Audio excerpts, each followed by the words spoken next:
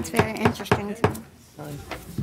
Good evening. I'm calling to order, excuse me, the Open Space and Conservation Commission regular meeting for Wednesday, September 14th, 2022. I'd like everybody to stand for the Pledge of Allegiance, please.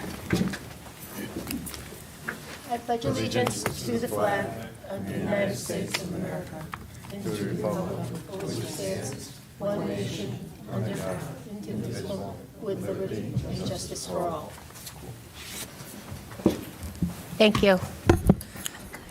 Okay, do we have anybody here from the public who would like to say anything prior to we start? Please step up to the podium and state your name and address, please.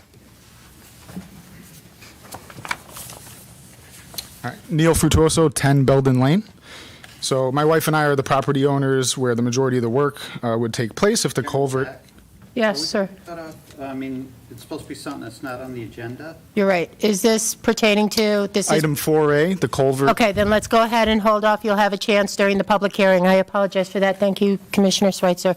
Anybody else and from the public who has something to say that is not on the agenda for this evening? Okay, hearing none. Go ahead to our public hearing continuation, and if I could please ask the secretary to read the legal notice, please. Town of Rocky Hill, legal notice, continuation of a public hearing, Open Space and Conservation Commission. The Open Space and Conservation Commission, acting as the Inland Wetlands and Watercourses Agency for the Town of Rocky Hill, has scheduled a continuation of a public hearing for Wednesday, September 14th, 2022, beginning at 6 p.m. in the council chambers, second floor of the Rocky Hill Town Hall, 761 Old Main Street, Rocky Hill, Connecticut, 06067, to consider the following: an application for Class C permit, Town of Rocky Hill, care of Ray Carpentino, acting town manager, proposed culvert extension and energy dissipator located within the conservation easement area at 10 Belden Lane. At this hearing, all interested persons may be heard and written communications received. A copy of this plan and related documents are open for inspection in the office of the town engineer and the town clerk in the Rocky Hill Town Hall. Thank you, Secretary Kelly. Okay. I'd like to go ahead and reopen the public hearing. I'll make a motion to reopen the public hearing. Thank you. Second? I'll second it. Okay, all in favor? Aye. Okay, opposed? Nope, okay.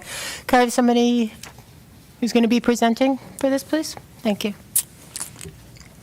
And just state your name for us, please.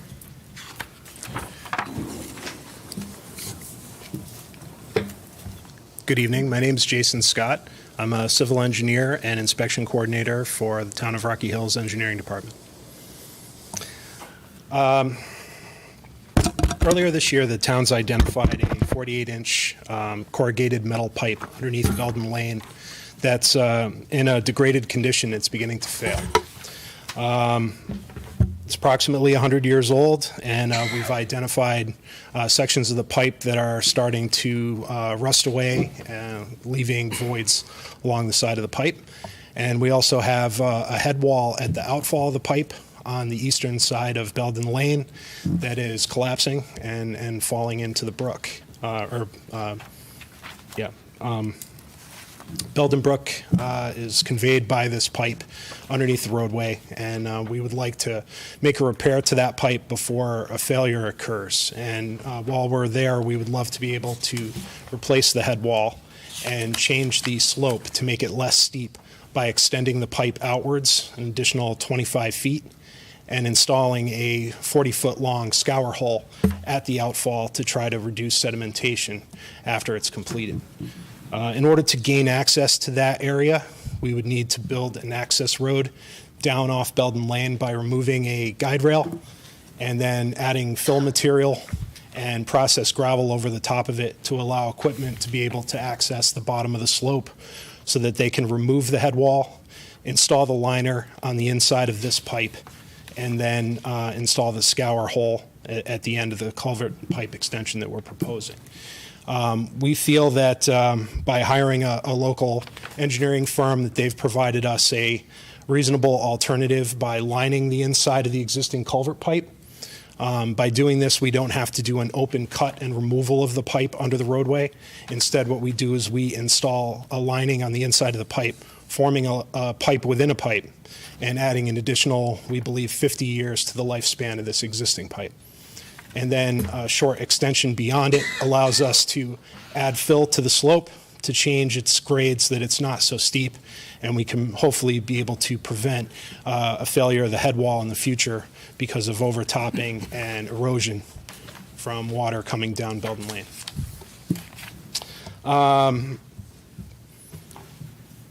Our previous submission extended outside of an existing conservation easement to allow this access road to be built. After meeting with the homeowner of number 10 Belden Lane, we agreed to move that access road further away from his home so that it stays within the existing easement. And we think we can do that safely, and the equipment will be able to access the site. Once the project is completed, some of that access road will remain in place as a leak-off area along the slope, but most of it, including the pad at the bottom of the hill that'll be constructed for the equipment to sit while the work is happening, is going to be covered over by the scour hole at the end of the culvert pipe extension. So we don't feel that long-term you're going to see a lot of changes to the site other than some of the trees that'll be removed and the changes to the slope. We hope that over time, with seeding, the gravel access road that remains as a leak-off will blend in with the rest of the plantings that are currently on the site. We've hired a soil scientist to investigate the site, and he's determined that invasive species that are there seems to be a form of bittersweet that may or may not be an invasive species, and also a multiflora rose. No finfish were observed at the pipe outfall, but there were some small frogs, and we don't believe that there's any need for any federal permits for this project. We're afraid that if we don't do anything to this pipe and we allow it to exist as it is, it will ultimately fail, causing flooding. On the west side of the road, immediately adjacent to Belden Lane and Belden Brook, is an 80-unit condo, Cedar Hollow, and we don't want to see any flooding in their parking lot or anything as a result of a failure of the pipe. And we'd like to be able to try to do this because we think it's a less invasive construction process, and we think ultimately it will help stabilize the road when we're done, and we think provide access hopefully for the future if we ever need to go down and remove any materials that may be stuck in the culvert pipe, things like debris that may wash downstream due to a storm. So if we ever needed to, we may be able to access the bottom of the slope by aid of that leak-off that would be remaining in place. Apart from that, we hope that by stabilizing this slope, in addition to protecting the new outfall head wall, we'd also be able to reduce erosion that gets down into Belden Brook. We've also identified some trees on site that we'd like to remove as part of the project, and we've added that to the plan at the request of the commission. Okay. Is there any questions you'd like to ask? Okay, Commissioner Kurtz, do you have any questions?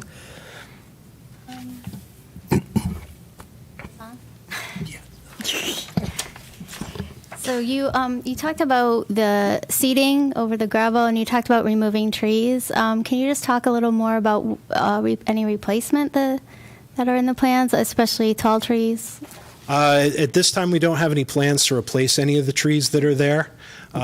We feel that any wetland mitigation that might be occurring on site, with the heavy canopy that's already there and the constantly shaded condition of it, we're not sure it's helpful for growth for smaller plantings. As for trees, we weren't planning on planting any particularly, but we'd be open to that suggestion if necessary. Okay, thank you. Okay, Commissioner Brown, No questions. Commissioner Stevens. What was the temporary and then the temporary impacts and then what's the square footage of the direct wetland impacts? I'm sorry, I couldn't hear Long-term. the last part of your statement. The impacts that you're proposing? Yeah, approximately 1,800 square feet of disturbance. And then ultimately, the gravel access road, most of it will be taken up by the new leak-off we're proposing on leaving in place on the So side you're of the not slope. proposing any mitigation at all? We talked to our soil scientist about that, and he didn't think that it would be necessary, or Right. we didn't think But also, the possible for soil the site. scientist, he wasn't sure of the types of vegetation. He's not a biologist. So what I would recommend is that you get a biologist out there to do a good inventory of the invasive species and determine if the bittersweet is invasive. My guess is that if it's so close to the road and it's really lush and tall growing, that it likely is. That's my professional opinion. But I would recommend getting a biologist to look at it and see if there's any opportunity for some sort of mitigation.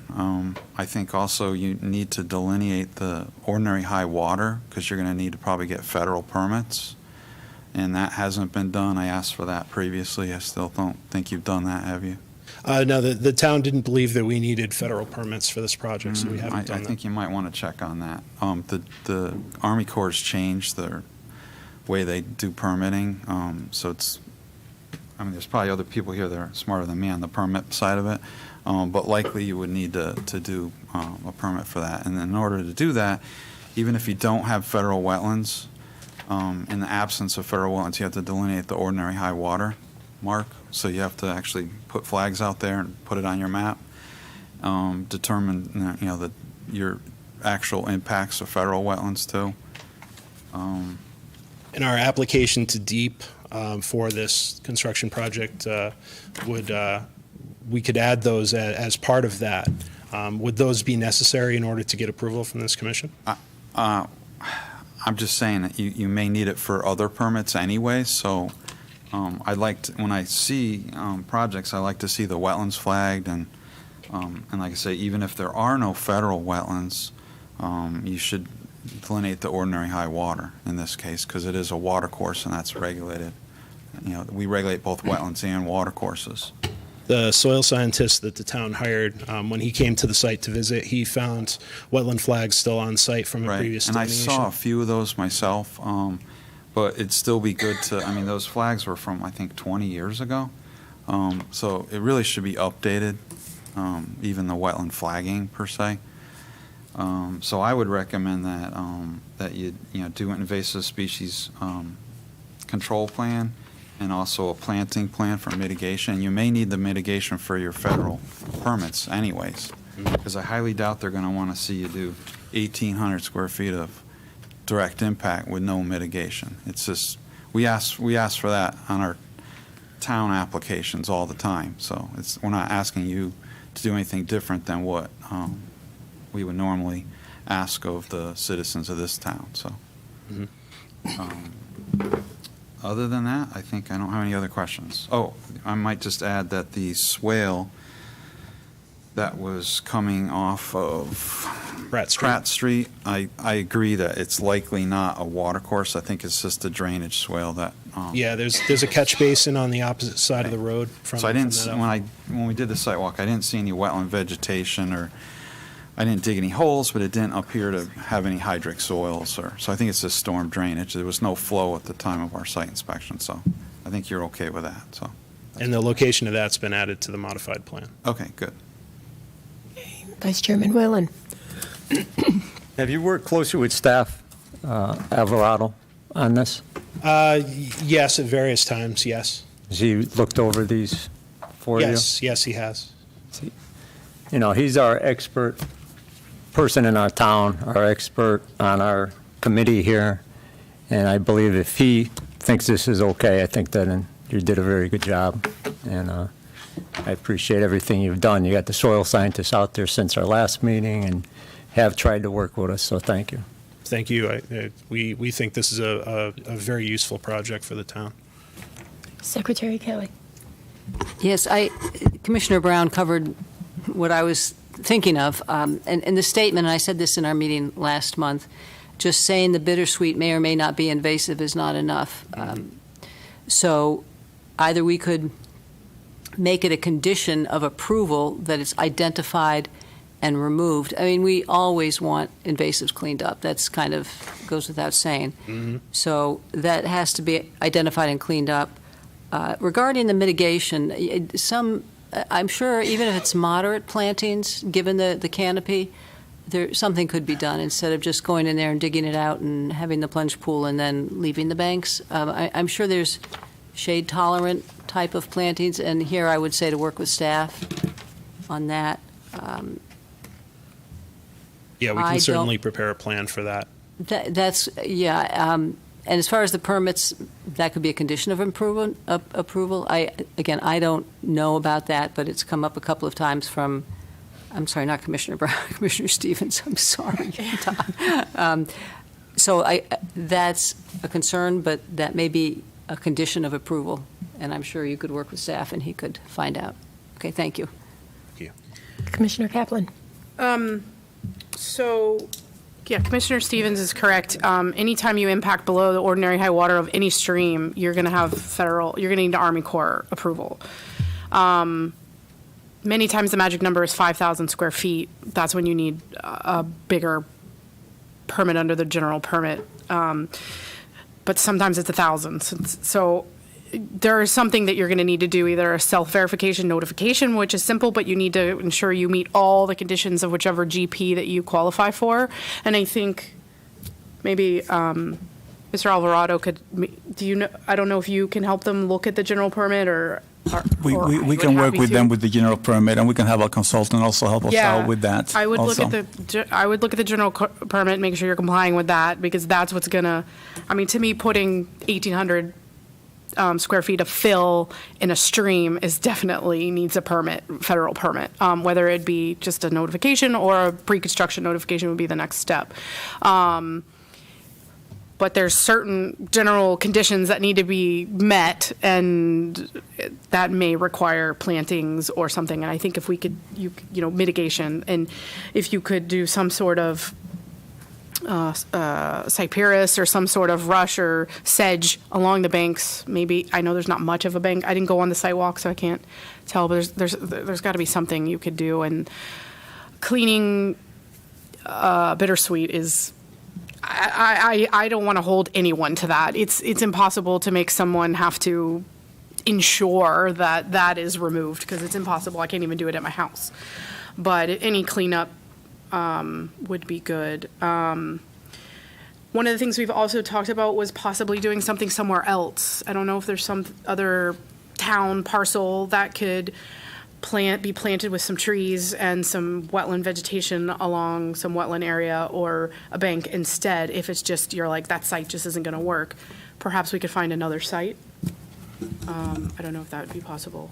Yes, I can work with other staff members to identify. Yeah, I just feel like locations if we 1,800 have to. square feet of direct permanent impacts to a stream and wetlands is a lot to not require anything, in my opinion. And I really, I'm hesitant, since this was just a soil scientist, to say that you definitely don't have any federal wetlands too. So I don't know if you want to have someone just recheck that, since the soil scientist wasn't sure of the vegetation out there. And the soils, I think that just the report was very vague, and I would be very surprised if they weren't federal wetlands as well. But I hate to have you guys have to spend more money on that, but, I would ask the other people on the commission, if they agree with that, but anyways, I think that's what I have. I think if we could just find mitigation somewhere else, definitely look into the federal permitting, because I think you may trigger something that may require some more significant mitigation, and I hate for you to get all through this and then have to change things because of them, so, yeah. That's all I have, thank you. Thank you. Bob, were you going to say something? Excuse me. If I was just going to talk about the issue of mitigation. As you know, we like to have mitigation, wetlands creation done within the same watershed. And as you know, because of the watershed that we're talking about, the area that we're talking about, it's nearly impossible to achieve mitigation there.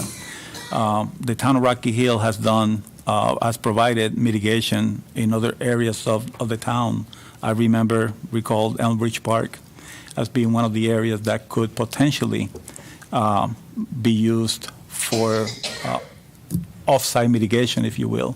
So that's if a permit is to be granted with conditions, that's certainly one of the areas that perhaps we can take a look at.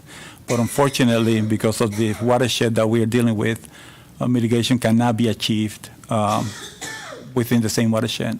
The only thing that we can do for now also is planting and screening, and which is not the same as wetlands creation, as you know, but that is something that could at least provide some kind of a buffer to the neighbor, and also a screening to the area, so we don't have so we don't open it up to the kids and so forth for them to be going down there. Commissioner O'Connor. Thank you. The only comment I have to offer, albeit minor, is I'm not seeing on GP1 the overall length of pipe to be installed indicated, so. Yes. I scaled it off the plan before I walked in the door. It was approximately 25 feet. That's the extension? Of the pipe, yes. Okay. And then it's about 40 feet for the scour hole at the end of the outfall of the pipe.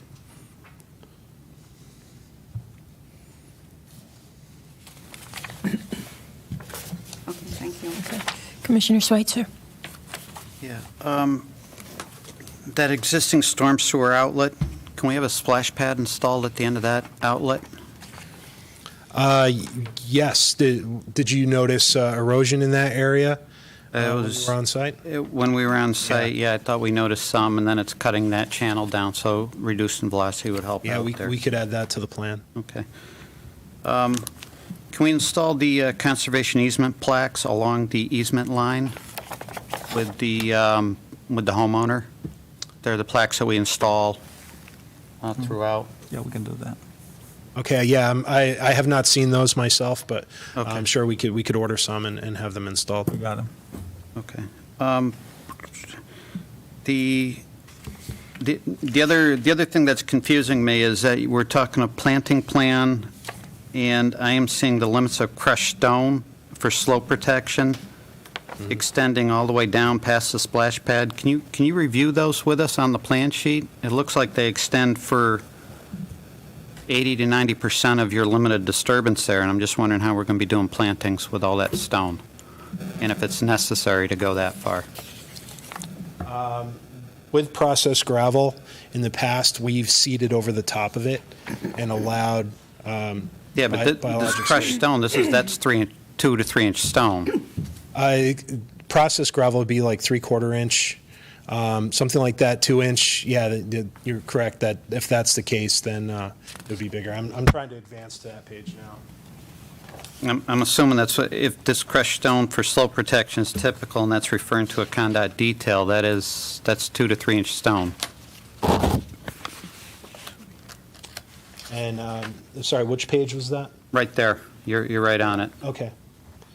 I'm seeing 2 call-outs for the limits, and it's extending, and I'm following those lines from Belden all the way down and around the splash pad. Yeah, it says 2-inch Yeah. on top of. Yeah, we're not planning on planting any plants over the top of that. No, we like to keep that area clear. Okay, so the whole Water site's can going to be pass over. stone then? It's going to be stone. Yeah, it's supposed to improve water quality by allowing sediments to retain in the scour hole.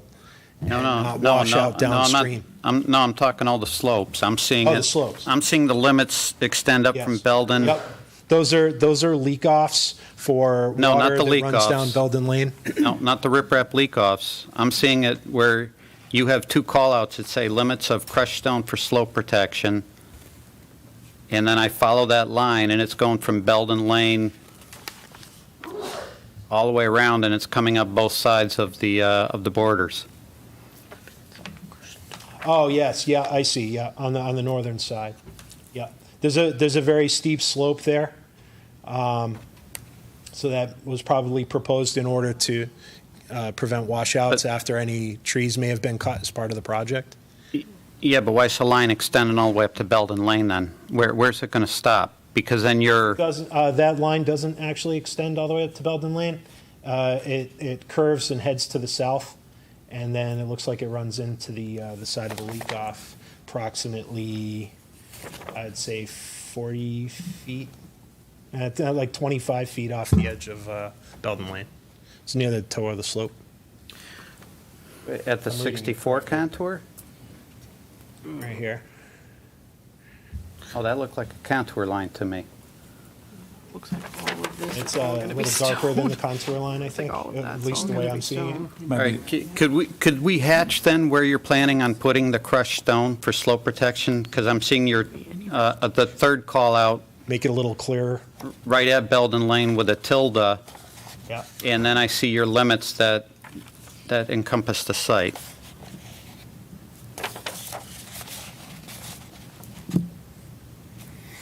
Yeah, we could shade that with a different symbol so it's more clear. We could do something like that. Or we could also, in addition, also change that line type to make it stand out from contour lines and other lines in that vicinity. Okay, that would be helpful because it's heading on both sides, so it gets real confusing here, so.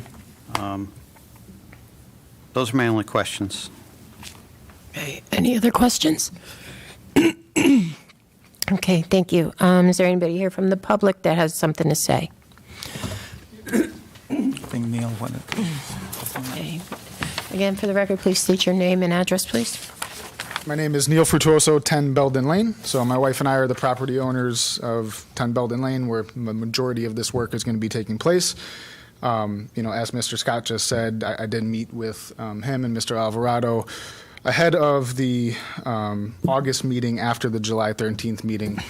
And at that time, I did ask them to move the access road within the easement. And kind of here, want to focus in on that. I did send in a presentation last time with a bunch of concerns that still stand, but really want to focus in on the access road. At that time, the reason I asked for the access road to be moved into the easement was because I was under the impression, based on statements made to this committee on July 13th, that the current conservation easement granted the town access to go ahead and do maintenance and repair of that pipe, right? I can leave some paperwork with you. I don't want to waste everybody's time, but I have the quote here from July 13th, where it was stated that page 3 of that easement gives the town the right to maintain and repair structures, but doesn't give it the right to go beyond it, right? Then in the August 10th meeting, Mr. Sopelak was here, and he went on to note that in 1973, Cedar Hollow was built. At that point, Cedar Hollow map showed a 20 by 20 foot easement for the state for maintenance and repair of the head wall and the pipe. And unfortunately, when the subdivision on the east side of the road was done, there was no provisions for any access, just a conservation easement, and that's why we're here this evening. That's a direct quote. I pulled it out of the YouTube video. It's right around 4 minutes, 47 seconds of that video. That honestly just left me confused because it seemed in contradiction with the statements made by Mr. Alvarado that the current easement does give access. Based on that, I reached out to a few third parties that are familiar with easement and property law to get their opinions, and they directed me to contact PURA, who is the Public Utilities Regulatory Authority of Connecticut.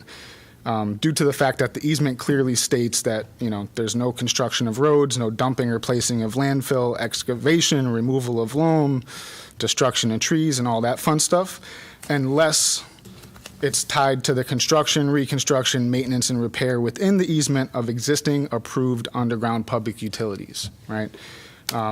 Since PURA is the regulatory authority of that in Connecticut, I sent them the easement paperwork, the plans, the pipe for this pipe, the pictures of the land as it sits, and asked them to confirm if that culvert is a public utility. They did on August 17th in writing confirm that the culvert is not a public utility, which aligns more closely to Mr. Sopelak's statements of the fact that the town doesn't have access and there is no easement that will allow them to work on this pipe. Because of that, I just want to state, for me and my wife, as the property owners of 10 Belden Lane, we want to state for the record that we do not grant the town or the state access to our property for this current project. since it's not within the current easement, and happy to have discussions with the town and come to terms or an agreement for either temporary access or access in perpetuity. But, obviously I have a large number of concerns that I would want addressed before I'm going to give the access for this project. Would also love the most recent copy of the plans, because they seem to have changed a little bit from the first ones that I've seen. And I'm actually more concerned with the amount of gravel and everything that's going to be placed in there, because as you all know, I cited a number of concerns as it relates to making the area more inviting for people to go down there and dump more garbage, and also for the neighborhood children to go down there and play and could get hurt, break an arm on my property, and then they're coming after my homeowners. On top of that, I have, again, a whole other list of concerns I won't get into, but just, want to make sure we're all on the same page as far as what the current easement does in fact allow for maintenance, which it's for public utilities only. And again, Pura has stated that this is not a public utility. So that's all I have to say for today. I don't know if you guys ask me questions. If not, I'll go take a seat. So. Can I jump in and maybe try to clarify what is it that we can and cannot do within that easement? Mm-hmm. So a drainage easement, if you have a drainage easement, you can go right to the drainage easement and do whatever repairs and what have you need to do to any structure, pipe, and so forth. We're not doing a repair here anymore. We are extending the pipe onto a conservation easement. The conservation easement, as Neil said, clearly states that the easement is going to be used for only X, Y, and Z, and no construction should be allowed and all that stuff. That easement, that conservation easement has been approved by the town council, signed off by the manager. So I think I brought it up a couple of months ago, that in order for this to be done, this has to go back to the town council so it can be allowed to extend this as many feet as needed to be, 50 feet or whatever it is that needed to be. That will have to be approved by our town council, because the town council is the one that basically controls the easement, since they're the ones who signed off on that easement to begin with. So I don't know if that clarifies that, Neil. I just want to make clear that forget about extending the pipe. The current easement does not allow any access to the town or the state for work on that culvert, since it is not a public utility. If we pulled up the easement paperwork on page 3, it's underlined the word repair, but it clearly states it is only for existing or approved public utilities. This is not a public utility. So I'm not saying I don't want this project to happen. I've expressed many concerns before about the project. I think that there's possibly alternatives. I don't know if we've explored them all fully or scoped them out for this specific area. But I'm just saying that this easement does not, the current conservation easement that's in place, just like Mr. Sopelak said, does not grant anybody access for maintenance of this pipe. That's why there was a 20 by 20 foot easement put in place for Cedar Hollow when they built that in 1973. I don't know why when the subdivision was built that easement wasn't put in place, right? But unfortunately, there's a number of issues for me and my family when it comes to safety, future property values, just everything, that this is all I have right now, right? To be able to try to get the town and this project to work with me and to make it work for me and my family and the property that we own. So I understand the town council approved that easement. I understand they might need to approve the extension, but I'm just making it clear for everybody that that is not a public utility, and because of that, the current easement does not grant access. If it's not a public utility, who owns that pipe then? Who owns the pipe? If it's not a public utility, it's not the towns, it's not the states, whose is it? I am not Pura, right? So. Well, okay, but if the town doesn't do anything and then the pipe collapses and then it erodes out the hillside and takes out your house, who are you going to sue?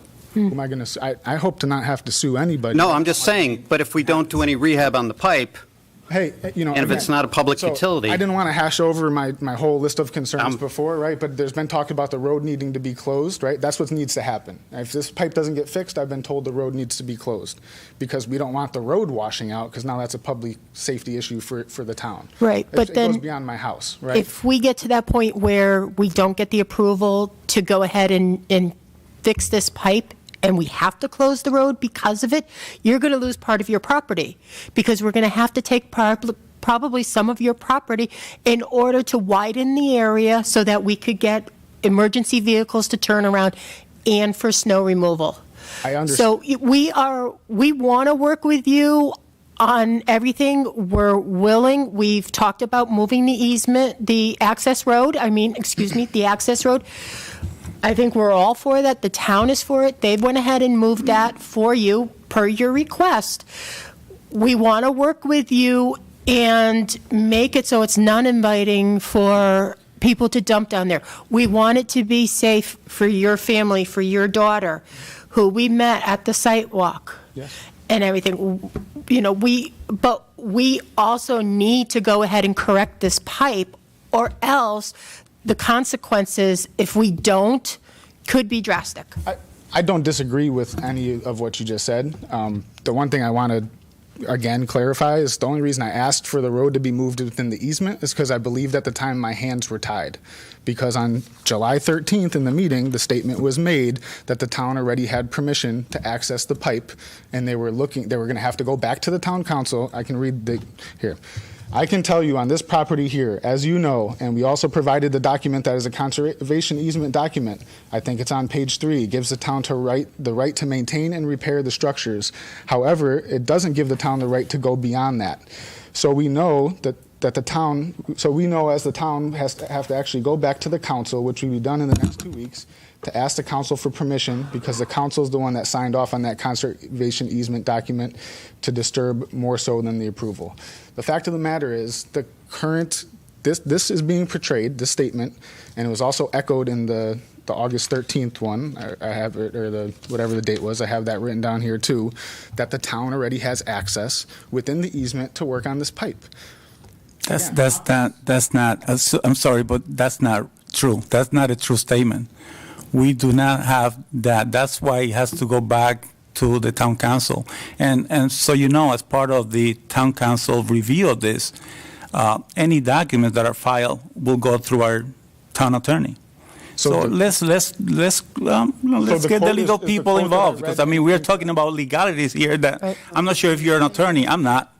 So I know what I am. I'm not an attorney. I'm not a construction expert, and I'm not pure. I understand that, but you know, let's have the attorneys take a look at it and tell us what is it that they can or cannot do within that easement, or what is it that they can do, what is it that the town council can do once that easement is waived and we will be allowed to extend the pipe, whether or not we are in a right to do so.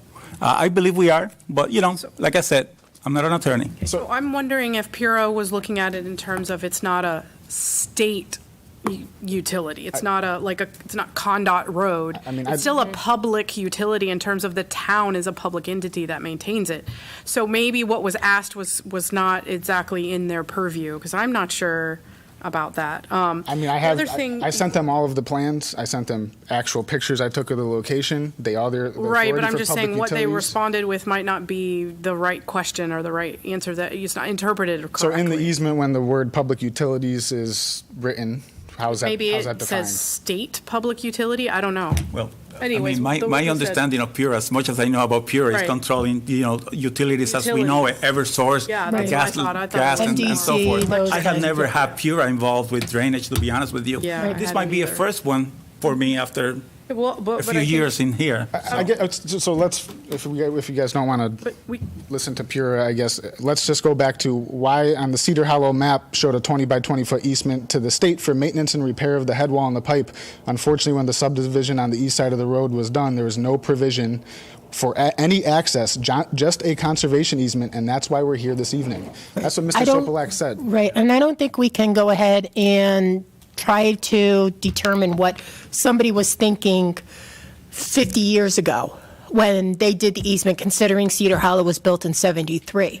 I don't think we can go back, and I don't think anybody here was either on this commission or with town during that time that would be privy to that information. So right now, we can't answer why Cedar Hollow decided not to. Well, That's... No, Cedar, they did grant an easement, and that's all I'm asking is that we should go through the proper channels, just like was done on the other side of the road, to get an easement in place for you guys to access the road. Right, and I think that channel that you said is to go back to the town council and Exactly. ask for the approval for that, for the extension, the tree removals, they all, because it's their conservation easement, they have to approve it. Right, and then from there, from there will be then a true drainage easement, if you will, Yep. right along whatever area we're disturbing plus 20 feet. But one of the other The way we things do I it. wanted to make a point of is we talked about the last meeting putting some sort of fencing up, and I believe you said that that would be possible, so. Yeah, to be That's honest another with you, thing, the too, if we majority could of put a my fence- concerns are with the long-term disruption to this property, okay? They want to put an access road there, they want to put down gravel, they want to replant it, they want to take down a bunch of trees. I think you guys just went and flagged them with green, right? These are taller trees. When I sit in my living room and I look out off of my couch, those are the trees I'm looking at. They provide privacy from the road. Town needs It's to offer. a large reason of why we bought the house. I explained this to many of you when you guys came for the site visit.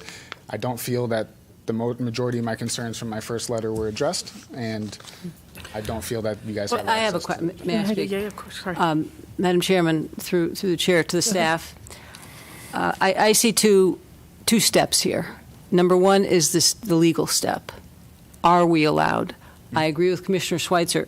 Who owns the culvert? Whoever owns it has the right to repair it. But I think we're at a point, and I'll ask you, Bob, do we table this and get legal opinion? And step two is then we go into the fencing for security, the amount of stone coverage. Screening. Then we go into the actual permit and what we will do. But I think. I agree with that. Excuse me, because we'll keep going into the weeds here and going back and forth with our differing opinions and our differing definitions. And, we all have an opinion, or many of us do. So let me ask Bob, and let's see if we can get a question answered, and then we can move on. Do we do that, Bob? Do we table this and go for a legal opinion? You can. That would be an option. If you do table, we'll get an extension from the town because it's been, it will be over 35 days to the next meeting, and then get the town attorney involved.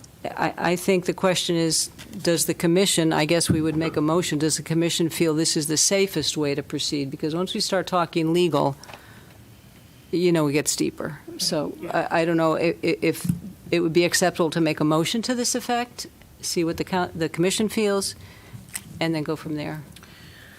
I happen to Any agree with you, discussion? Secretary Kelly. I think we, at this point, to protect ourselves, to protect the homeowner, to protect the town, let's go ahead and get legal involved, and let's get their opinion on it. Let's get their interpretation of the easement, and get their opinion as to how to proceed. All right, So I do want to make a point, though, that that's not necessarily in our jurisdiction, though, is it? Oh, I guess because it's a Yes, it is. conservation easement. Yeah, it's a Yes. conservation Conservation, okay. Yep. Madam Chairman, I'm going to move right ahead with this, then. Go ahead. If everybody will agree.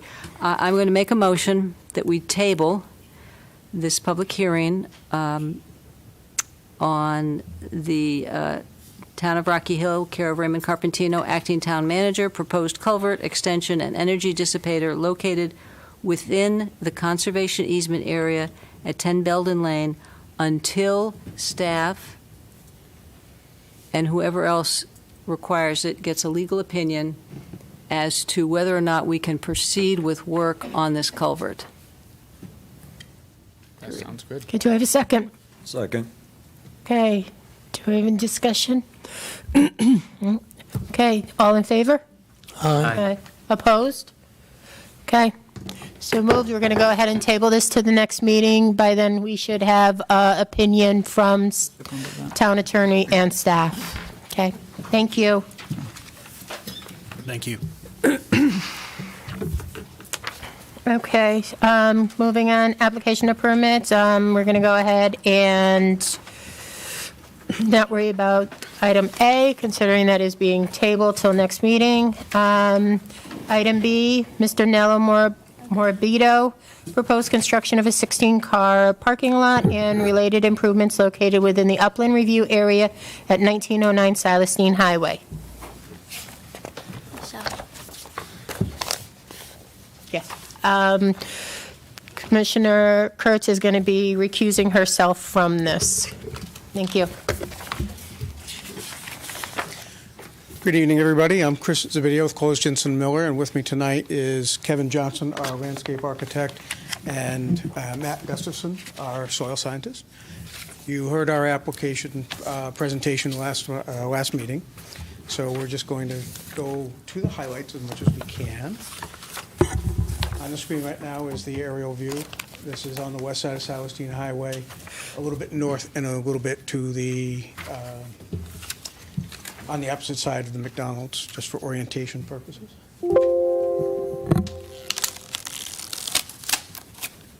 We've included the property survey, just to refresh your memory. The blue line is the delineated wetlands, and the green line is the limit of the upland review area. Oh, wrong way.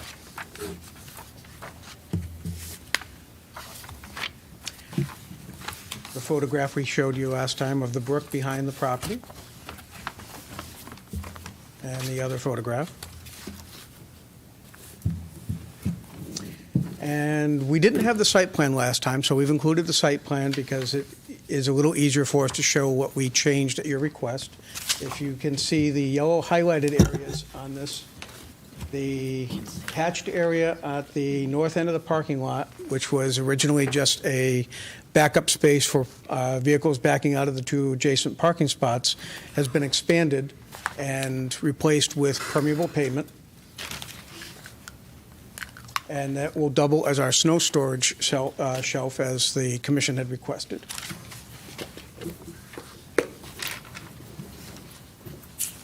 From our grading plan, what has changed here is in the notes, the calculations of the bituminous pavement, the calculation of the new permeable pavement, and the infiltrated trench length is now 4 feet longer because it was moved out to accommodate that expansion. And on the landscape plan, what is highlighted in yellow are the species that my landscape architect changed. And he's here to speak to those questions you had about landscaping that I couldn't answer last time. And this is a blow-up of that. I should mention that he has changed the species to be more native, which was a request of the commission. On the wetland buffer enhancement plan, there's a couple of small highlighted areas. The commission had requested a change in language about the length of the monitoring and some language regarding the mortality of the plant species, and we've added that here. There was question about the photometric plan. So our lighting expert had redone the photometric plan with the requested change in lighting. And you see the highlighted area off on the detail of the pole-mounted light in the upper left-hand corner of the plan. That is now, forgive me if I say this wrong, but I believe it's a 3,000 K light. Getting the nod over here, I said it right. The wall mount is a 4,000 K light, so they're not the same. I'm not too clear on the differences, but previously they were 5,000, which the commission asked us to change. And the last part of our review, this is our construction detail plan, and in the lower left-hand corner, surrounded in yellow, is the detail for the permeable pavement that we are adding to that area we previously mentioned. Not to rush through it or anything like that, but there were fairly minor changes in the grand scheme of things. So does the commission have questions? Okay, any questions, Commissioner Brown?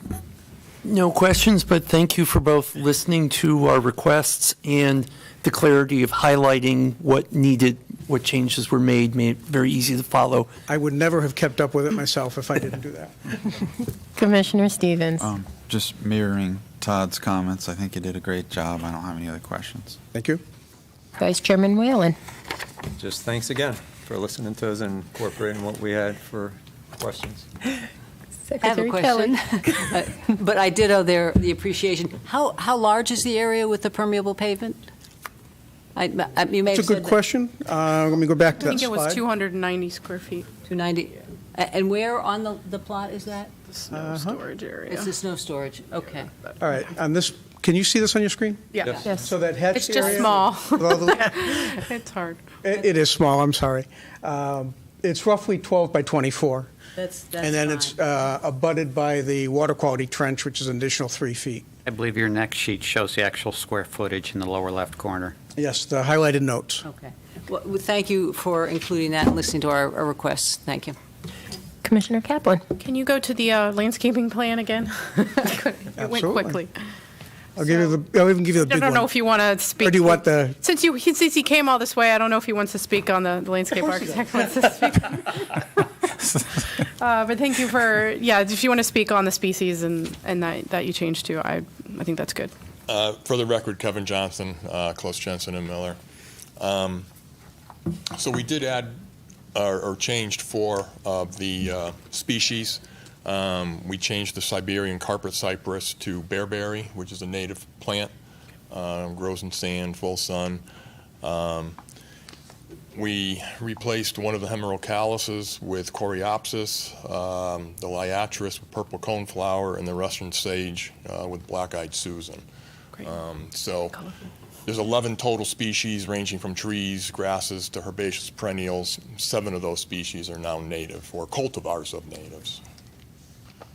And the reason the others weren't is just because they're going to provide you what you are the purpose of what you kind of Well, again, need. it's kind of a tough site along the Silas Dean. Okay. I'm also looking for, some plants that have some color, drought tolerance, Okay. full sun, so forth. Okay, I mean, most of them are outside of the, review area, but I appreciate that. I mean, I will point out, on that mitigation plan, there are several plantings which are natives, lower on the slopes. Right. Okay. Well, I appreciate that, and I like these better, and it'll still be colorful. Thank you. Commissioner O'Connor. All those Latin names went right over my head. But I did catch the black-eyed Susan. So, that's why I bring him. I'm like a broken record here. Thank you. Really appreciate the clarity of the plans. Good job. Commissioner Schweitzer. All set, thank you. And I just have to say thank you again. Our pleasure. This has been one of the easiest ones we've had in quite a while and one of the best laid out plan. Thank you very much. Thank you again. Okay. Can I get a motion, please? Madam Chairman, I'll make a motion to accept the application for permit for Mr. Nello Morabito, parentheses, Frenello's LLC, close parentheses, proposed construction of a 16-car parking lot and related improvements located within the Upland Review area at 1909 Silas Dean Highway. Do I have a second? I'll second it. Okay. Was that a and- motion to approve? Excuse me, was that a motion to approve? Is that? Motion to approve. Okay. I'm sorry, yes. Yes, okay, discussion? I'm sorry. I wanted to know if I was voting. No, you're not. I'm Okay, sorry. thank you. Discussion? Okay, all in favor? Aye. Aye. Opposed? Passes, congratulations. Thank you. And Commissioner Kurtz is back with us.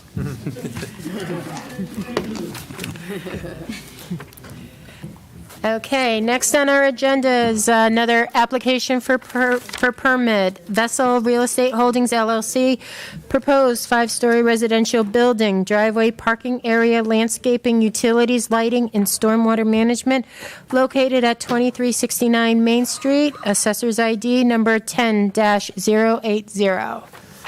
Okay.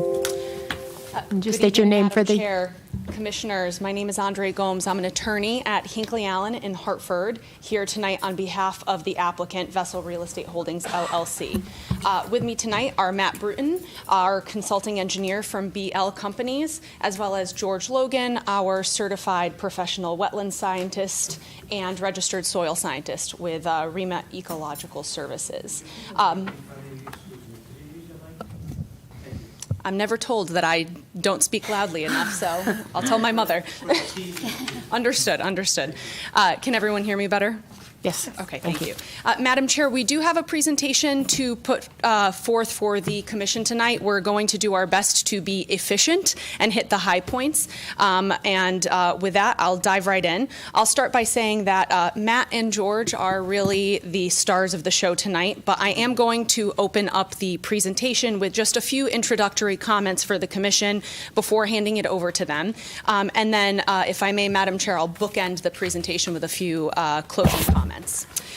Before I begin, I also want to note that we did receive staff's comments on September 8th, the afternoon of September 8th. Mr. Logan and Mr. Bruton will respond to those comments throughout the course of the presentation. There were 12 comments in total. The majority of them were very minimal. The request for clarification to additional details on the plans. In fact, comments 1, 2, 5, 6, and 10 specifically were requests just to clarify the plans. But again, Mr. Logan and Mr. Bruton will confirm that as we go through the presentation. I will note that none of the comments proposed by staff suggest that the proposed regulated activities for this site will adversely impact the on-site wetland, which, as this commission knows, is really it's, as I call it, Wetlands 101, if you will. With that, I'll dive right in. As the commission knows, we're here tonight to really determine whether the proposed regulated activities are potentially significant. We'll get into that, but if the commission can just bear with me for just a moment, I do want to give a quick overview of the applicant, the site, and the proposal here, which I think is relevant for the commission's review. Vessel develops innovative housing that's not only exceptionally sustainable and energy efficient, but accessible to those of moderate or low income.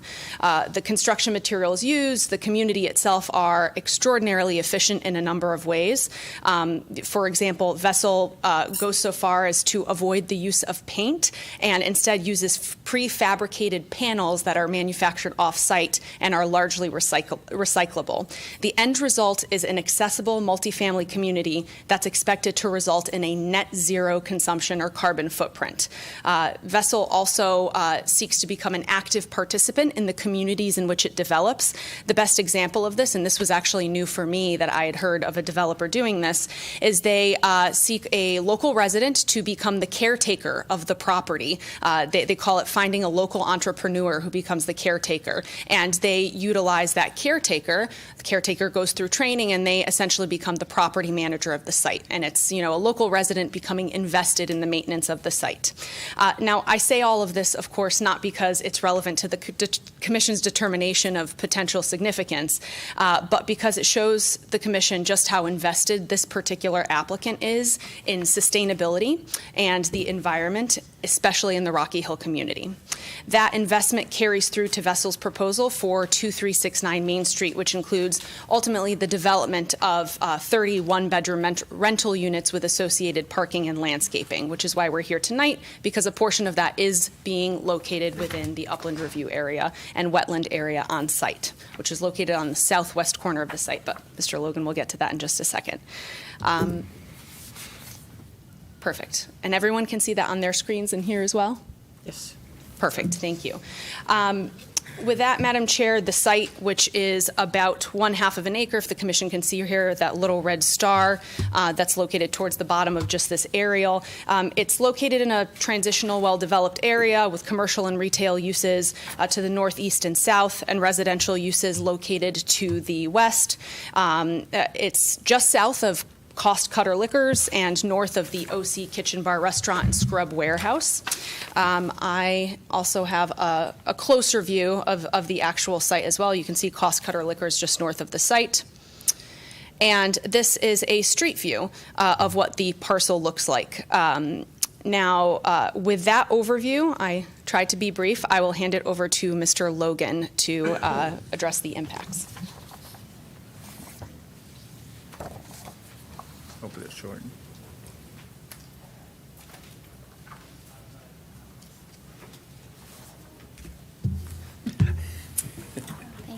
Going analog. Hi, George. Thank you. You can mulch it. There you go. Thank you, Good. sir. George, I do the same, so. I'm going to run out, sorry about it. Thank you. Sure.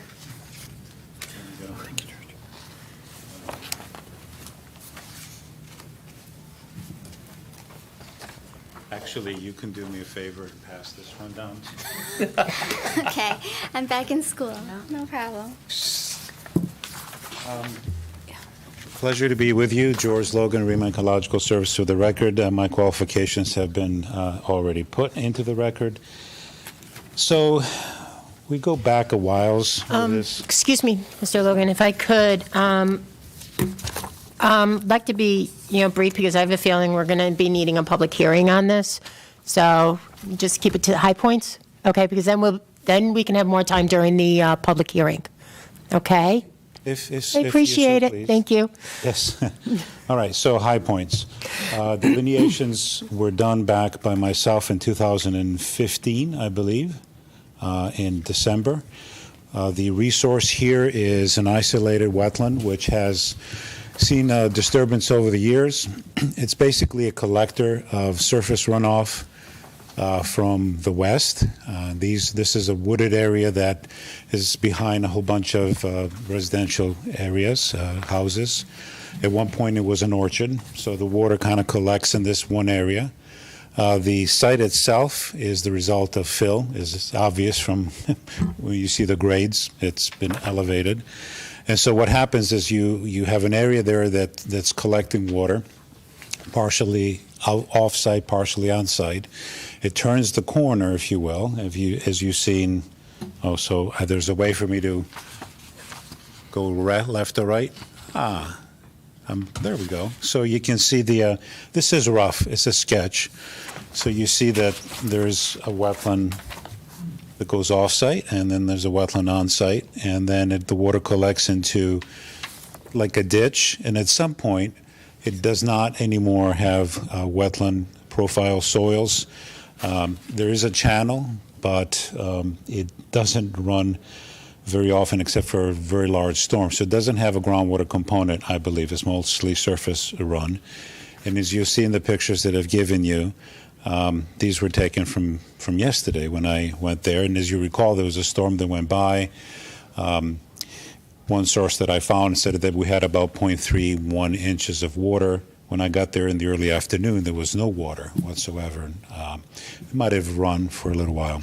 So this is, again, an isolated wetland. So from a functions and values perspective, it doesn't really offer much except for conveyance of surface flow from its little watershed down through this non-regulated ditch, which is from the tip of this wetland, if you will, down to a plastic pipe, which I think probably connects to the stormwater management system. One of the things that I've also done is to provide this report from a site visit that I did back in 2021, and that also attaches the on-site soil investigation wetland delineation report. Gives you a little more information on the soils. There is a small component of wetland soils, if you will, that are not disturbed somewhere in this area, but for the most part, it's disturbed. And I guess the other thing that I've also done is I've rendered an opinion that, in my professional opinion, and this is back then, and I reiterate it again today, that I don't think that the proposal is a significant activity in the respects of functions and values. This is, again, an isolated, low-functioning wetland, disturbed. Again, that's my professional opinion, but it's up to the commission to make their own assessment as to whether it meets the threshold or not. The other thing that I also provided, since I gave it to you, might as well speak to it. The plans, there's a landscaping plan LL1 and LL2, which you probably have seen, and there's some rudimentary materials that have been placed there for vegetating certain portions of the site. I looked at it. Generally, I agree with it. Then think about it a little more, the particular seed mix that was placed in there, some of it will work in areas that have more light, that are more sunlit. But I'm also wondering if we should also specify a more shade-tolerant riparian type seed mix. Unfortunately, there is no such thing. There's no vendor. So usually what I end up doing is going to Ernst Conservation Seeds and picking off the seed mix that I want, making my own. And then it's a little more expensive, but at least I know what will grow under the conditions that are there. If you look at the pictures, what's striking in my view, if you like, say, wetland 9, which shows you sort of a view of the center portion of this delineated wetland, what you will notice, and maybe this year is a little different because we did have a little bit of a drought going on, so maybe things didn't germinate as well as they had before, but there's no understory to speak of. It's surrounded by some trees. You see that multi-trunk silver maple there at the edge of the wetland. There's some other facultative species, no shrubs whatsoever, and we do have galore as far as invasive species just outside of the wetland within the upland portion of the site. And then as you move down this drainage area wetland, there's more species that you see. I just made a quick note that we have Norway maple, tons of it on site. We have some black locust. All these are invasive species. Garlic mustard is not doing as well this year because, again, of the drought.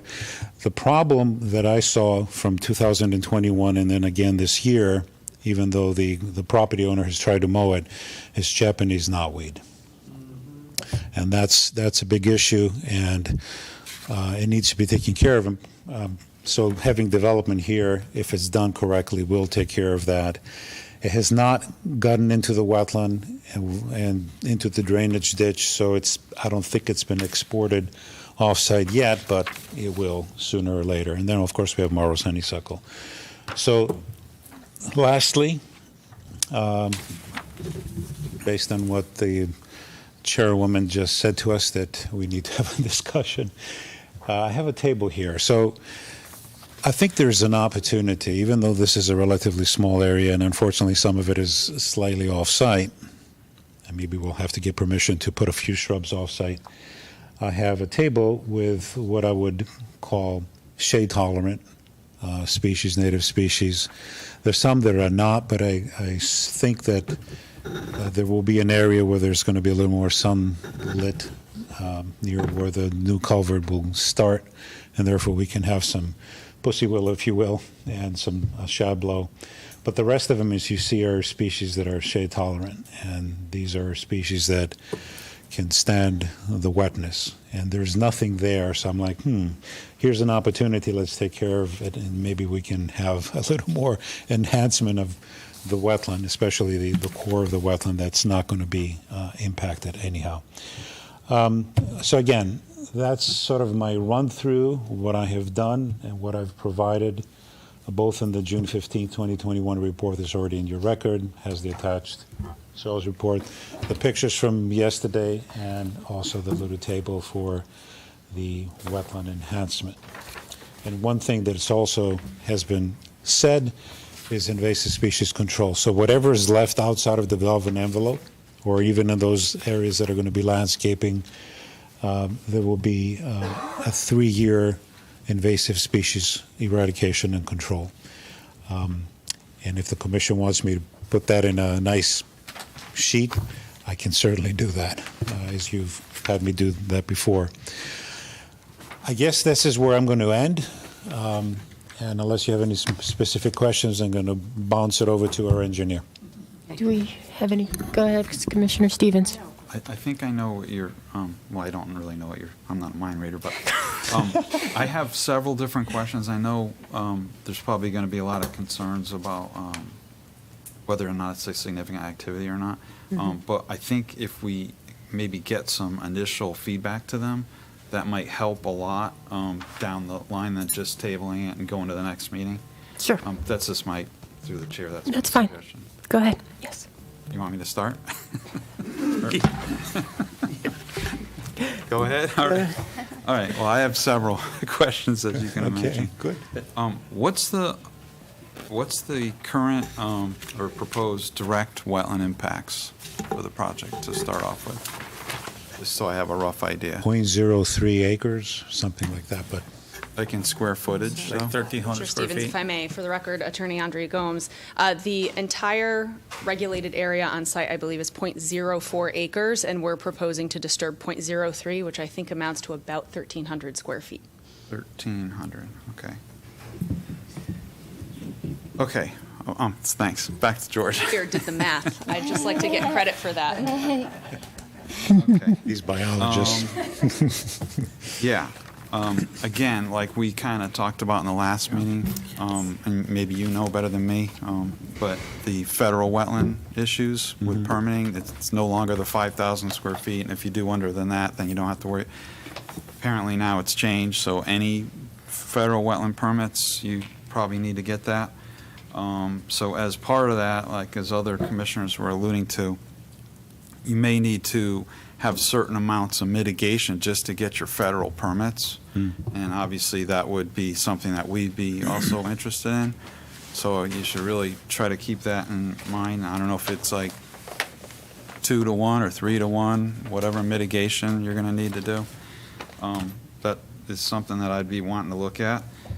The drainage ditch. I think you said it was about 45 feet off the pipe west towards the wetland delineation line. Oh. Would that be considered a water course or just a drainage ditch and not a regulated area? Correct. So, as you know, Scott, the first thing we look at is there a channel embankment? Yes. So we have that. Are there wetland soils in there? No, but that's not one of the things we look at. Is my recollection from many, many years of talking to DEP people when they started telling us how they looked at it. What they would look at is to say, okay, so you have to look at the other 3 criteria and obviously try to hit 2 of them. It used to be 1, and then they're like, okay, let's go 2. First one is hydrophytic vegetation. Yes, we check that. It's there. Okay. Then the second thing is detritus or alluvium. That's a hard one to usually figure out. So it's not just leaves. It has to be stuff that's really churned and broken down. And the not problem, to interrupt, but you're talking just that 45-foot section 45 of the feet, ditch. where there's an intermittent water course. Right, yep, Right. okay. And then, so I would say that this one does not have enough flow and enough of a watershed for it to have the forces that would make alluvium and make detritus. So that's a question mark, right? And the third one, as you probably know, is that you need to have water for a period longer than the storm event, because duration, yeah. they usually want to see some groundwater component, and that's what Steve Tessitore and those other guys, Doug Cooper, remember those folks, told me. And that's why I went right after the storm. I wanted to see what was going to happen. Now, arguably, this is kind of an aberrant time of year, because if we had regular precipitation and the soils had a little more moisture, maybe there would be some water running off. But I don't think that's the case. I think there's a small watershed. These are tight soils. I don't think there's a groundwater component enough for it to translate into that ditch. So I would say that we don't meet that. So if we had a larger wetland, say up gradient, more watershed, and I was down in Gales Ferry the other day, and we had that big storm, and so I found an intermittent water course, and I kept saying, well, it's still running, and the storm was more than 36 hours ago, and then we followed up and we found a discharged wetland that was feeding it. Yeah, we like to usually, which I'm sure you're probably the same, like to see flow, after a significant, not just a small storm, but a significant one, like say 1 to 2 days after the rainstorm event. Right. That's typically what I would go with. I don't know if that's Yeah, something. no, we that's When you were out there, did you see any? Did you go out there after a rainstorm event? Yeah, I was there yesterday after. Is there any flow or? No. No. Okay. None. Okay. Yeah. Okay. So I guess I answered that question. Okay. From reading your report, it looks like you had, unless I'm misunderstanding, about 14 to 15 flags, wetland flags you put up?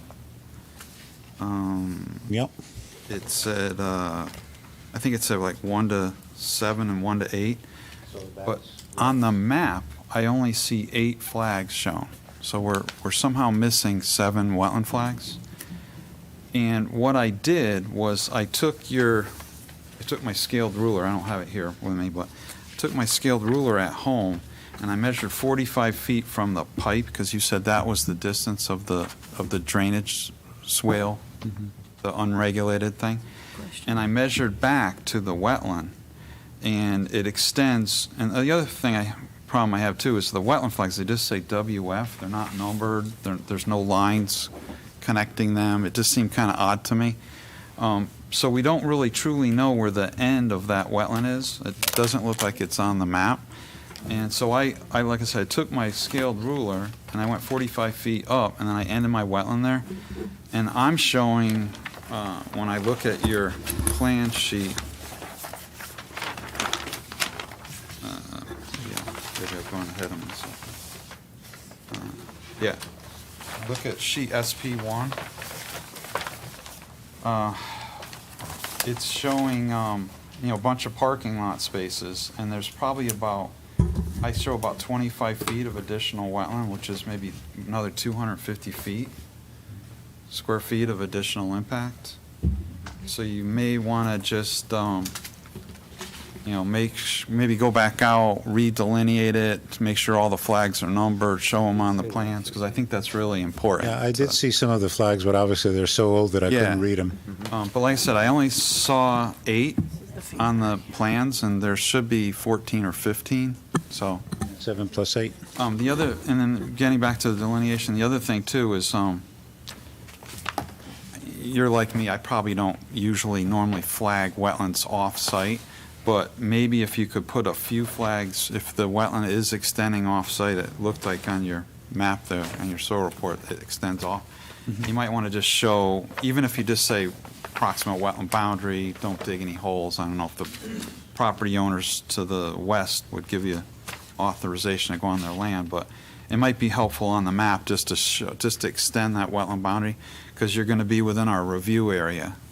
Even though the wetland's off-site, it's still within the review area on-site. Let me just get back to my sheet here. And offsite, a little bit offsite. And Get the upload, but I think you did. that's all I have for now. Okay. Commissioner Watts, do you have anything for this? Kurtz, do you for this? Phew. No, Okay. I'm good right now. Commissioner Brown. Just to mention that it's been made clear to me in the past by other members of the commission that we're the inland wetlands, not the quality inland wetlands or the lack of quality inland wetlands, that we're here to protect all the wetlands. And I see 4 parking spaces in the wetlands, whether it's, great wetlands or not. On SP1, I see where the flagging is, and that's wetlands. Yeah. And I mean, almost this entire site is in the 100-foot upland review area. And from past experience, when we found people's sheds without permits in that 100-foot zone, we've had them move their sheds because they didn't have a permit. On an off-topic subject, and sorry. There's 6, by the way, 6 parking lot spaces. When you Within extended the it. outside. Yeah. Just a question that, sorry for taking up time, for counsel, Lawyer Gomes.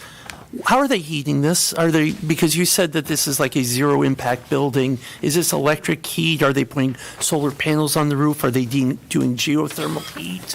What's the actual utility in this? So I'll actually ask Mr. Bruton to opine on that, but I will say that what I was just looking at, that vessel provides, and I think this goes to your question, each of the units is controlled so that to provide the most efficient consumption possible and to provide the resident with feedback on how to more efficiently consume energy. I just wanted to put that into the record. I know that's not directly on Right. point, but then I'll hand it over to Mr. Bruton. Yeah, it's electric service. As far as I know, they do not provide solar or geothermal. Okay, so it's just, It's more in the actual structure and management of the actual building compared to conventional construction. Thermodynamics of the building, really just sealing it shut.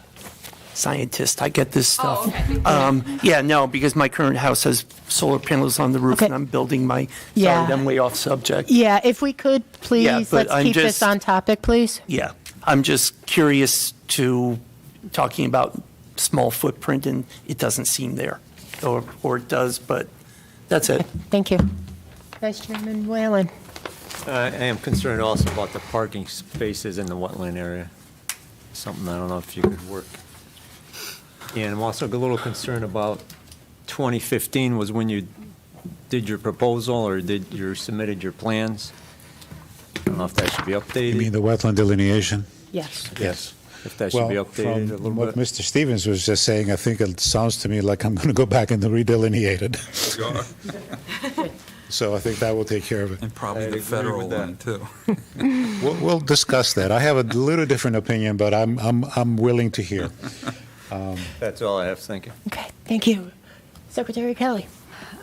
Thank you. I share the concerns about just walking all over the wetlands and walking all over the upland review area. I guess we'll get to that in further discussions. I'm curious, are any trees going to be saved on the existing lot, or, you know, there's a lot of paving and there's a lot of activity, so are all the trees coming down? You could, can you guys see the site plan on your side? Yes. Still? Okay. We can see it here. Okay. On the TV. Yeah, so you can see from this site plan, let me just find the mouse here, map Bruton for the record. Obviously, it's a half-acre parcel, right, so it's quite small. This solid line here that I'm just tracing with the mouse, that's our limit of disturbance. So anything inside that is being touched with either grading, drainage, or I'm improvements. sorry, can you say that again? That, the dotted line is your limit of disturbance. Right here. So anything within this upper corner here, that will remain. Everything else will be disturbed as part of the redevelopment of the site. Yikes, okay. Got it. Commissioner Kaplan. Hi. Hi. So I think you mentioned that you said that this wetland is isolated. Yes, I guess it's isolated if we agree or not that the watercourse is there or not. If the watercourse is not there, then it's sort of isolated. Right, but there's a drain, it's being drained into that stormwater pipe Yes. that you're showing. So is this the headwater that drains into that pipe, or is the pipe draining into it? No, it drains away from it, so it drains down to the pipe, which is several feet below. So in terms of Commissioner Stevens' point about the Army Corps and the federal permits, are you getting a JD determination to confirm it as being isolated? not at all. So you're not going to try to pass it off as being not jurisdictional? No, I'm not saying that it's not jurisdictional, because I know what, so the reason I said it was isolated is because it's surrounded by uplands, or non-jurisdictional, if we agree to that, non-jurisdictional ditch, if you will, or drainage way. But the Corps would consider this jurisdictional, absolutely, because it connects to something which connects to something else, and it eventually gets to a brook, and then it gets to the Connecticut River. So but again, this is not the U.S. Army Corps of Engineers, so we have to stick as much as possible. I mean, we take the advice. We know that if we have to go to the Army Corps, we will.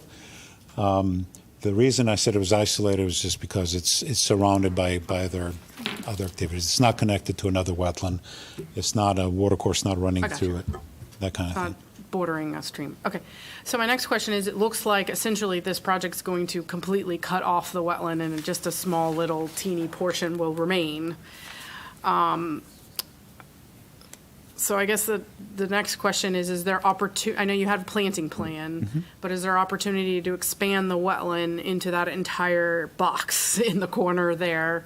And also, I know we're going to want to see some sort of landscaping, green on the site. There's nothing.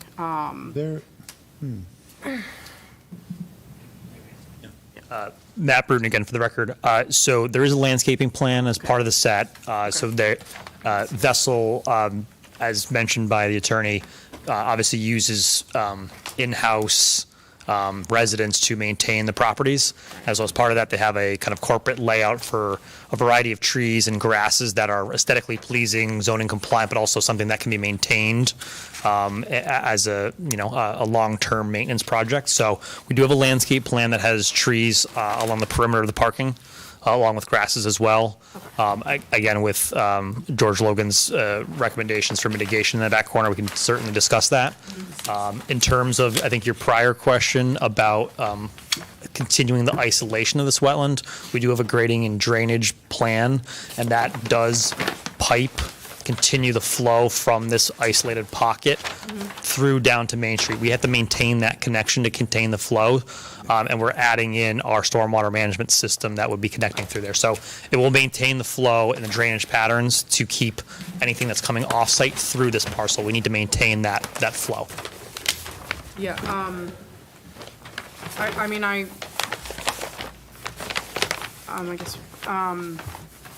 Yeah, I would want to see a good planting plan, proposed mitigation, a good, site plan that shows all of that in one, all of the landscaping and all of the, So basically, put this on the plan, some notes, those kinds of things. Yeah, show, Yeah. if you get a landscape architect, I don't know if BL has them, but I work for a similar company, so I understand, that, shows the trees and where they're going on center, all that stuff, just actual plan. And then, a mitigation that's at least 1-for-1.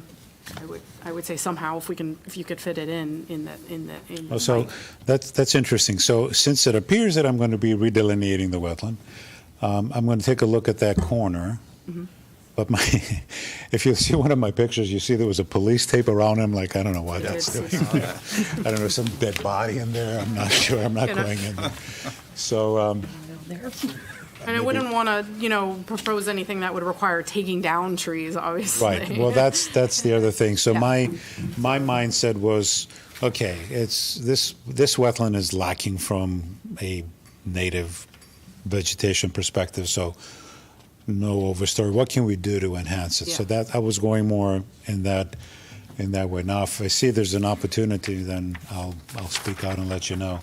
But the problem is that a bunch of this wetland is off-site, so I can't really touch that. But it seems like you guys you're going to be proposing to cut off the off-site piece. That's the other issue.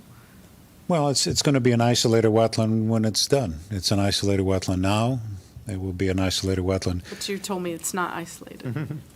Well, it's an isolated from an ecological perspective, put it that way. I would encourage the commission to go take a look at that. I was going to say. I'm sure you've seen many, many wetlands, and you're going to, yes, your regulations tell you that you have to consider the functions and values and ecological integrity of a wetland. So we do that. And if you look at the preamble, there's a whole bunch about quality in there for your wetland regulations. So we do have to make distinctions and categorize functions and values and how ecologically and integrity, what is it between one and the other. Obviously, if this was a low pH bog, we'd be a completely different thing. But this is, I think, a pretty disturbed wetland. Doesn't mean it doesn't have any function and value. But, if you were going to look at the U.S. Army Corps of Engineers, say descriptive approach, you wouldn't have any principal function for it whatsoever. That's why I didn't go into that. So it's conveyance of whatever's coming through the watershed is wetting this area and coming right through. But again, we all have different subjective approaches to looking at wetlands. My next question is, has it been checked to see if it's a vernal pool? It has not been checked to see if we're in a pool, but what you will notice that there is no possibility for seasonal flooding. Okay. So, yeah. Okay. Okay. Anything else?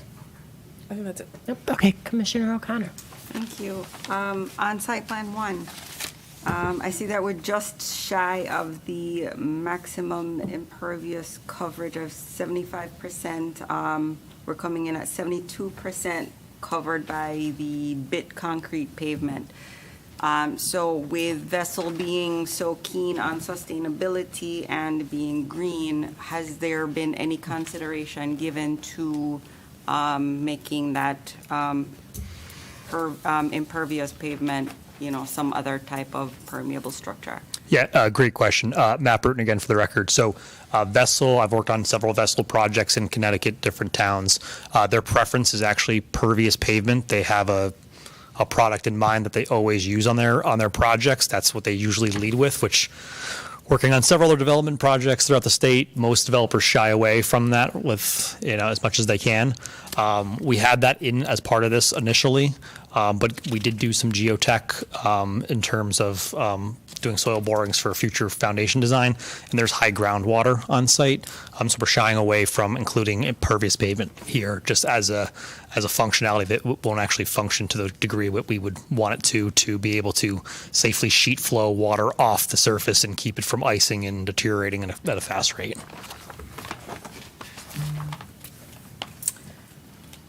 What is the stormwater management proposed? I'm sorry, I know it's not, it's your turn. I don't know if it's you were going to ask that. I meant to ask that on my turn, but. Sure, yep. As part of the plan set, if you guys have copies in front of you on GD1, there's a grading and drainage plan. We also provided a stormwater management report that details the analysis of the system. So we are proposing, obviously, an increase in impervious area with the need to deal with the increase in flow. So we are proposing a system that would match drainage patterns, mitigate peak flows, and provide 80% TSS removal. So as George mentioned, and I'll just show on the mouse here, the ultimate discharge for this site is the pipe in the lower corner here adjacent to Main Street.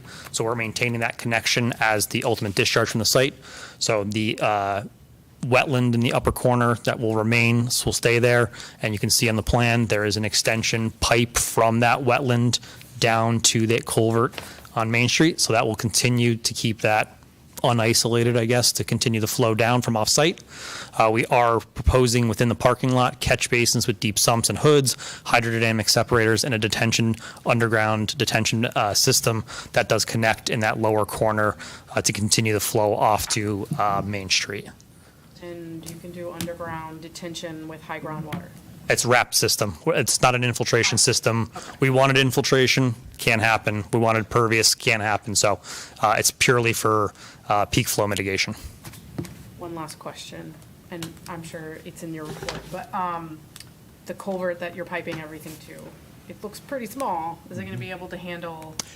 Yeah, so it's obviously it goes to Main Street with DOT pipe and that. So that's a restriction, right? We need to upgrade and maintain that, but that's really our limiting factor. So we are proposing, if you see in that plan, to swap out the kind of buried inlet to that pipe to put in actually a catch basin structure that will allow it to be maintained and clear debris from off-site flow and our flow. So it'll be an improvement. We'll obviously need to get DOT approval for that maintained connection with this project. Okay. Okay. Did you have anything else, Commissioner O'Connor? Yes, so that catch basin in the lower left corner of the site, so you explained that flow will go towards that catch basin from the end wall, from the top of the page, and also from the, let's see here, the infiltration system. Everything flows out and it comes to that point. Yep. So if you're looking at the screen, the lower left-hand corner, that's the catch basin you're talking about. So there is going to be a flared end section from the wetland that will come under this row of parking, that will come to that catch basin, which will be the connection to the existing pipe that goes to Main Street. There's also off-site flow, a portion of it from the abutter to the south that could come into this catch basin and enter that pipe, and then the subsurface detention system connects to that catch basin as well. So we have three avenues for water to enter that catch basin and then continue on to the pipe under Main Street. Can a connection be shown? Because I understood what you were saying, but here graphically, I just missed the connection. Sure. To the Main Street pipe. Sure, absolutely. That's it. That's it. Commissioner Schweitzer. I have no questions for Mr. Logan, but after Mr. Bruton does his presentation, I may have some follow-up questions for him. Go ahead. Want to go ahead? Yep, if you've got anything more to add. I'll just do 2 minutes. I know we're going to have Go this come ahead, back. okay. So, One I'm- second, sir, go ahead, I was Commissioner just, Stevens. before, just, George, one more question. In your environmental assessment report, did you look at the NDDB maps for the site, see if there's any hits on I that? probably did, but I can't say for sure that I have, so. I Okay, might have I was to. just curious. I usually do just by. Okay, I didn't have a chance. So. Okay. Okay, I'll keep it brief. Matt Bruden, professional engineer from BL Companies. I work out of our Hartford, Connecticut office at 100 Constitution Plaza. Up here, you see George's map of the existing site aerial. Just so everyone's aware, topography on the site varies from about 110 to 100. And I'll just show you with the mouse here. The 110 is kind of like a little high spot kind of in this kind of back corner. The majority of the flow, then the existing conditions flows to the wetland or directly to Main Street, most of it being concentrated towards that culvert in that lower corner that we were just talking about.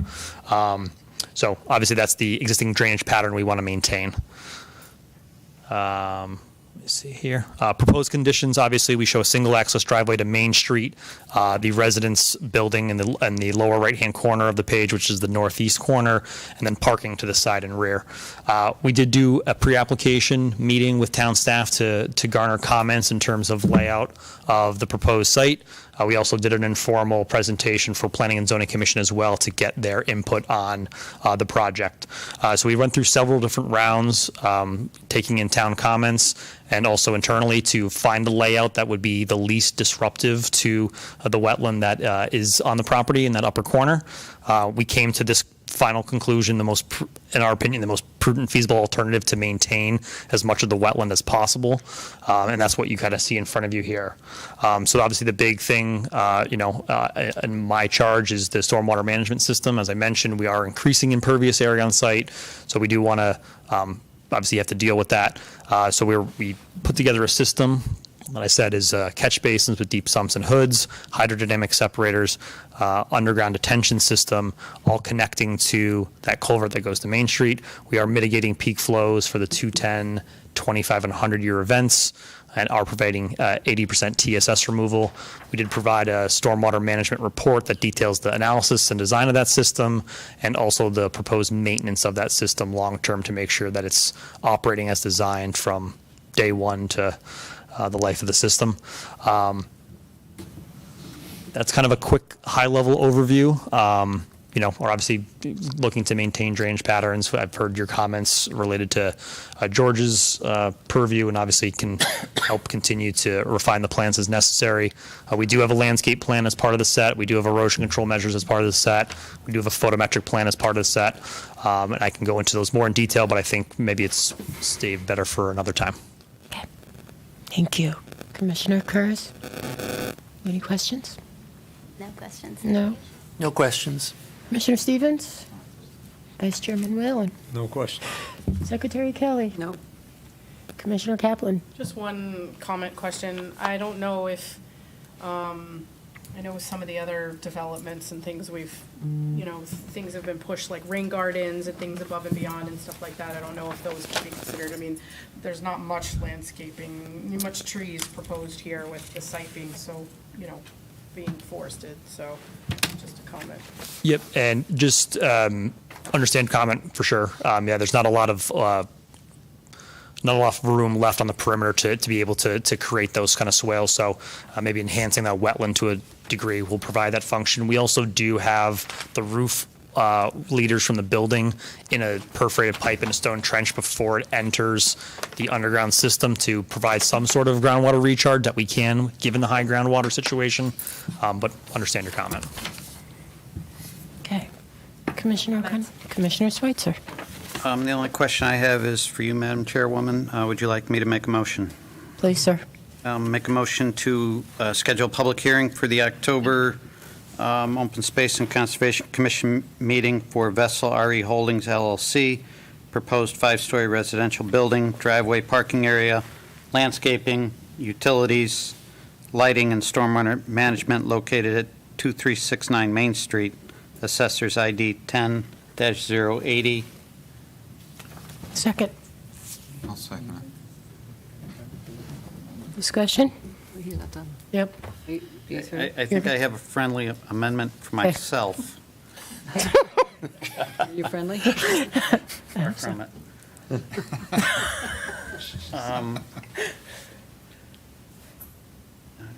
All right, so I guess that should go in there is based on the proposed direct wetland impacts and following Section 7.1 of the Town of Rocky Hill Inland Wetlands and Watercourses Regulations. It is recommended that this activity as proposed will have a significant impact on wetlands and watercourses and therefore warrants a public hearing. Okay. Thank you. So moved. Thank you for that. Do we have a second on that? Okay. Thank you, Madam Chair, Commissioners, we appreciate the time. Okay, well, we haven't voted yet. I mean, I was reading the room, but. Discussion? Approve? Aye. All in favor? Sorry, deny. Okay, now we will have a special public hearing next month at the next October meeting. October 12th. In that meantime, too, Bob, do you think with the backing of the commissioners of getting a site walk before the public hearing? You want to schedule one? That would be Yeah. great. If Yeah. you can do one right now, or we can send you some dates. Right now? Whichever way you want to do it. Park. Yeah, it's a little dark out there, Bob. You want to schedule one right now? Would it be best to wait till after the wetlands are delineated? I think we could, I'd like to be able to review the wetland limits. Yeah, Madam Chair, if we may, we'd suggest waiting until the wetlands are delineated and updated so that the commission can see. Well, how long is that going to take you there, George? yeah.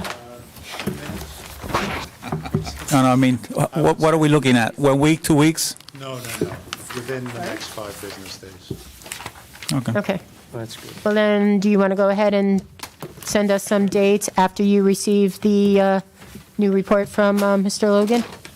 Will you be able Yeah. to get that over to Bob, and then that way we can go ahead and plan a site walk? Okay, perfect. Thank you. I appreciate that. Thank you. Yes, it's a public meeting. So going to be a public hearing in the October, or even for the site walk? Yes. It's a public meeting. Yep. You're welcome. Thank you, Madam Chair, Commissioners. You're welcome. Thank you. Okay. Next thing on the agenda are actions taken in minutes for August 10th and August 17th. Do I have a motion, please? Motion to approve the minutes of August 10th. Okay. Second? I'll second. I have one comment. You got it, yep. Madam Chairman, on the bottom of page 3, second to last line, he wondered if there might be small inclusional areas. There's an extra S in there. Thank you. Okay. And if I'm not mistaken, we can change the date of July 13, 2022 to August 10th, 2022, please?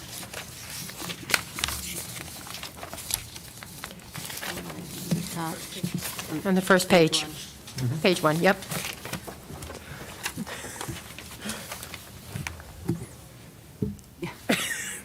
Okay, we have a second. Discussion besides that. All in favor? Aye. Opposed? Okay, those are passed. Thank you. And next thing, discussion, plan of conservation and development. Chairwoman, I'm sorry. Do we have minutes from the August 17th meeting? That's listed there also? I didn't get. You never got them? I sent I them to you. didn't get those will minutes. I'll resend. get them for the next meeting. I will resend. Perfect, thank you. Yep, so we will table the 17th. Okay. Discussion, plan of conservation and development. Madam Chairwoman, we did have a meeting on September 7th, and we covered a lot of topics. We had an update on the sustainable CT efforts for the town of Rocky Hill, talking about forming a sustainability task force, and our volunteer efforts toward the sustainable goals. We talked about complete streets, which includes bikeways, sidewalks, road diets, and there was a draft policy distributed. So we covered a lot of ground. It was rather productive. We have another meeting scheduled October 5th. Okay, great. Thank you. Status reports, Bob. Anything? Just a couple here. Just wanted to bring you up to speed on the Straskas Farm, the demo work and restoration work. So the demo has been completed. The only thing that we have remaining there is the restoration work, seeding, topsoil seeding and mulching, which will be done hopefully within the next 2 weeks. And then from there, we're going to proceed with the actual remediation and grading plan, what we call Phase 2, which will be the plan to basically get it prepped up so we can utilize it for outdoor classrooms and so forth. We are working with a couple of UConn professors on it and trying to marriage, if you will, our consultant and the UConn professors, so we can come up with a better plan. Right now, they're doing a fantastic job in at least the proposed plans that we have. So this is something that is going to be coming before you for as an application for a permit soon. I mean, as you know, there's wetlands on the property. The wetlands will be delineated and and file whatever requirements need to be followed. So that should be coming soon. The Old Main Street subdivision, so you know, I mean, this is a subdivision that was approved a few years ago by the Planning and Zoning Committee and was stopped by the DEEP and went to court. So that one has been resolved. My understanding is the contractor is getting ready to start on the subdivision soon. We don't know how soon, but he's been in contact with the town. The Foundry, there's been talks with town staff about possible revisions to the plans, so they can come back in again. So we're gonna see where that takes us. The former Rocky Hill landfill. There has been no change on that. We have not heard as to what's going on. The former Ames headquarters, as you can see or seen, is being demolished. So they're in demo mode. Not sure how long that's going to take, but as you know, that's a big building. I believe it was like 360,000 square feet. So it's going to take some time. So there was a lot of remediation that was done, and now the demo work. There's a lot of dumpsters that are going to be coming out of there. There's a lot that's come down. Yeah. So we are, we have some development in the town of Rocky Hill, but yet at the Cromwell town line that we are keeping an eye on. There's a couple of houses that were actually one house that was approved by this agency, and then there's another one to come right on North Road in Rocky Hill, which will be coming before you for a permit again. As a point of interest, also the proposed warehouse in Cromwell, right at the Cromwell Rocky Hill town line. I believe the public hearing on that at the town of Cromwell has been closed, and a decision is expected, at least through the Wetlands Agency anyways, at the October, I think it's either the 4th or the 5th of October meeting. So that's all I have. Okay. Open space. Nothing to report. Nothing. Legislation. None. Conferences. None. Correspondence and communications. So there was a couple of letters that were placed. I believe they were placed in your packet. Copies of the letters were placed in your packet. One letter was to 13, and this is mostly violations or potential violations. One of them is 1130 New Britain Avenue. We did speak to the homeowner, and as you know, the objective of any violation is to get it done and to get it out of the way, to get it remediated right away. So he spoke to the town. The homeowner right now is presently in Ukraine, trying to get some of his loved ones out, I guess. And he had asked to give him to the end of the month to complete the work. So once the work is completed, I'll report back to you, take pictures, and see where it's at. If he doesn't comply, of course, we are to place a cease and desist order, hold a show cause hearing, and proceed with the normal process as we should if it's in non-compliance. The other letter is 104 Boulder Drive, and we have some concerns out there about potential erosion. Right now, there is really not erosion happening, but we're keeping an eye on it.